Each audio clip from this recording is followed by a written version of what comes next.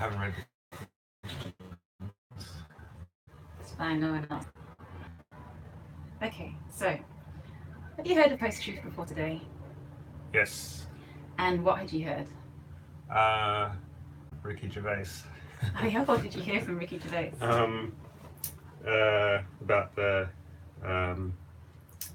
About the sort of the inadequacy of opinions by people that don't really know what they're talking about, and how they're what's listened to,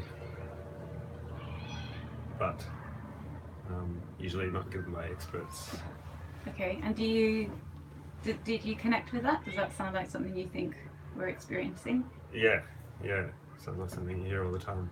Okay, so based on that, would you say that you think we are living in a post-truth age?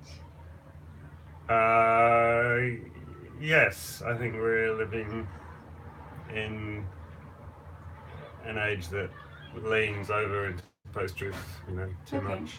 Yeah. So it has moments of post-truth. It isn't like, conclusively post-truth. No, of course. I mean, I guess it's when we think of the messages we hear, they're delivered by the media a lot, and that's where, and I think they use that as a kind of emotional tool. Do you see post-truth as happening in the world outside of the media? Like, do you think that it's happening in a, what sense in people's values, or I don't know, just something other than just the way that we get our news, or do you see it as being pretty much just a journalistic kind of a thing?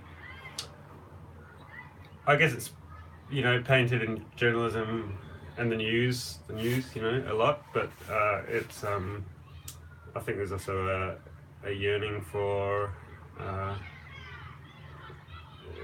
sincerity and authenticity, Yeah. which is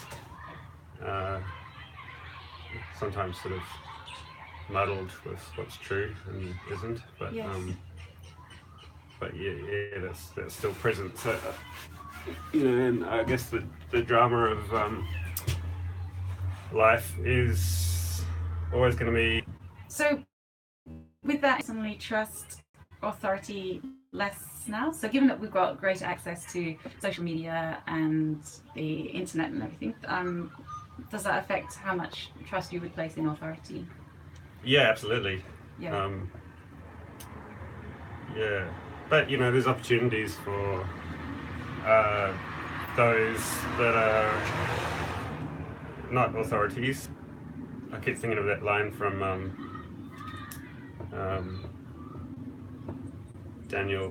Donald Glover in This Is America. He says it's a celly, it's a tool, maybe meaning the cell phone, I don't know, but there's that, people have access to that as a void. So I think it goes both ways, but I think as soon as our leaders start using questionable sources as their voice, then which is a good tool for them too, then trust in them just has to go down. Yeah.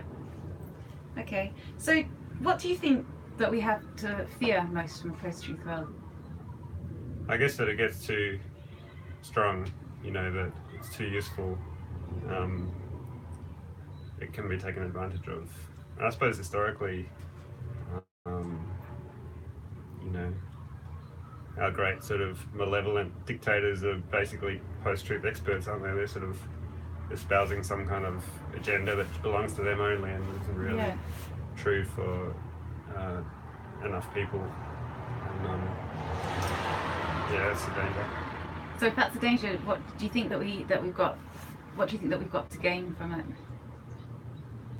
Well, I guess to gain from it. I mean, do you think there's anything to gain, and if so, anything what? to gain? Yeah. Well, I think YouTube, for instance, or mediums like that are amazing because they give a voice to people who wouldn't have traditionally been able to afford, a celluloid 35mm film camera. Yeah. So that's an amazing opportunity. Yeah. Okay. It's more democratic, for want of a better word. Yeah. If people got access to big mediums. Yeah. Yeah. But the flip side of that will be people who have access to big mediums who can actually afford to, utilize them for their own sort of campaigns and purposes. Yeah. So I don't know. I guess we have to. Try to skill up, as the public. Yeah, well, that's right. The next question I was going to ask you was, what can we do to make a post-truth world better? And there's Steve Fuller, who's just an academic, he talks about how, just what you said, that that's got a lot of things that are positive, but we just need to skill up in terms of educate ourselves about sources. Yeah, that's right. If we're good at it, if enough people who have positive, agendas are good at using, the sort of space that it opens up, then that could be really powerful. But I guess it'll be an ever evolving battle, sort of battleground for those that want to, I don't know, it's sort of good and evil, I suppose, like like any good movie, sort of got two sides, but yeah, I don't know, I guess it's not a dichotomous kind of a space anyway, it's just sort of, maybe that's what's good about it, it's just a space full of like diversity and, heaps of different voices, which is probably ultimately the ultimate kind of democracy. Yeah, well, that's right. Yeah.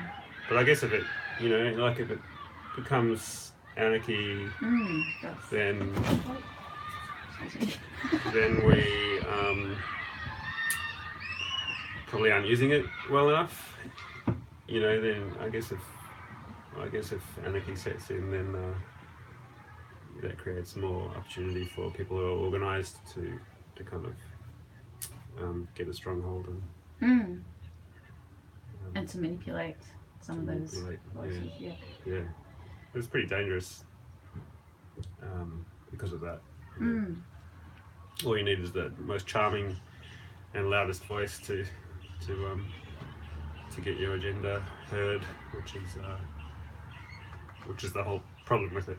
Yeah, well, that's the thing about post-truth, has been linked a lot to sort of emotion. So the person who's got like Hollywood hair and a winning smile or something can just plead, and everyone goes for it. Yeah. Which is I think is also worrying, because what about people who just don't have great delivery but they've actually got really good ideas? Yeah. Yeah.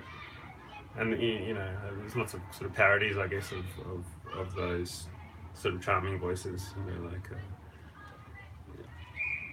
people that parody the Kardashians or something, like sort of more interesting, more true than that kind of cliche. But I don't know. Well, just one question before you go, which was, can you tell me something, anything, just one example of something that's true for you? What is something that's true for me? Probably like how much you love your wife. Yes. Well, there's so much that's true, There's like, I'm looking at a tree that's true. Like there's we've got all this stuff in front of us that's kind of, infallible as a truth. So the objective reality of the world. I don't think you have to look past your nose, really. It's just a matter of what you focus on. We can choose. We can choose to see it.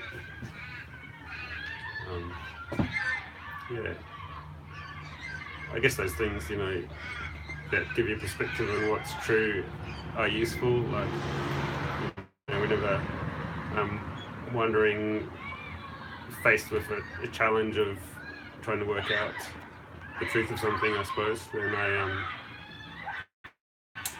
you know, you only have to look at the stars for about 4 seconds before it kind of puts that back into perspective, and that I think creates this sort of overarching truth about what's real and what's valuable. And so I think, you know, if post-truth becomes too